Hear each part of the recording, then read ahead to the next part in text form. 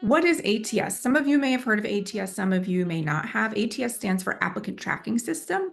And these are AI-powered systems that large companies use to sort through resumes usually when they have large numbers of applicants for roles. Adapting to a corporate culture is a completely different world from our clinical medicine thinking. We are do-gooders, and in the end, that is our north. And for a business, it's profit, and it can be profit over certain other things that might be important to you. Primarily, I have been in the writing and editing space. I've served as medical director of a few different health tech startups and a couple other companies. So as a medical director in a small company, we bring the clinical perspective and insight that goes into most of the decisions that are made. Most of my fellow medical directors are primary care, either family medicine, internal medicine, or pediatrics. Phase one, we're really looking at safety. We're trying to understand, is there a safety signal that we need to understand more from the animal study, or that's going to show up and surprise us? For the pitch process, you generally will want to email a one-liner elevator pitch, along with brief talking points. You are there to offer impartial, credible insights to ensure fair outcomes. So it's a blend of analysis, education, and professionalism, and that's what makes it so unique and so impactful. So think of a book, right? It's just like a book. Building a course is just like a book, okay? Except that you're going to get a much greater return than a book. Be careful what you put in LinkedIn, because it can sometimes be very helpful. And a recruiter called me up saying that the state of Missouri needed a medical director, a neonatologist, because they were having a hard time taking care of the mothers, large number of preterm births in their members, and they weren't doing a very good job, and it was costing them a lot of money. Back in the day, these high fidelity mannequins really could only do as much as CPR. You could do a CPR on them.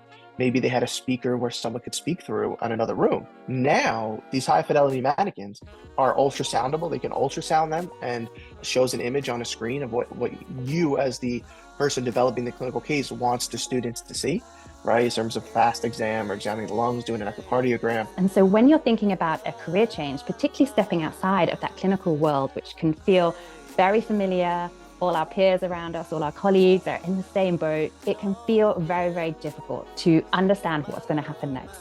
The opportunities here are also based around the large amount of challenge we have with data. The size of it, it's over 40 zettabytes. So a zettabyte is, if you take a gigabyte and think of a gigabyte as a swimming pool, 1,000 swimming pools would equal 1 zettabyte. So it's massive.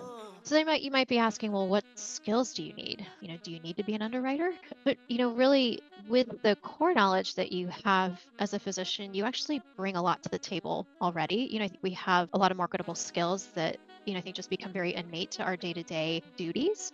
Is there a specialty that would not do well in UM? I really don't think so. I think that because medicine is getting so much more nuanced and complicated, that UM really needs, not only that, UM needs more variety and more subspecialties.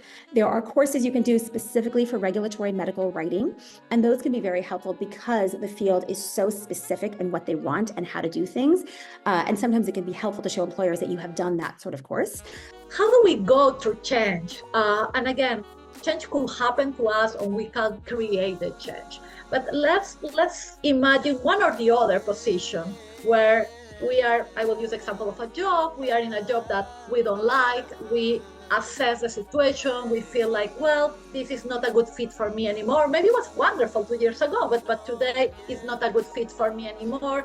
The reframing, I think, was huge for me. I mentioned this in my lecture, but I had left other practices, not to leave clinical medicine, but just to move states, and found it so difficult. And I was very focused in my earlier years of what I was depriving these patients of. SoMeDocs will continue to exist. You can find it at doctorssonsocialmedia.com. Our mission continues to be to promote autonomy for the healthcare professionals of today. And I hope that you have all felt that and you all believe in that mission and that you come in and join us in whatever project fits your needs and your goals.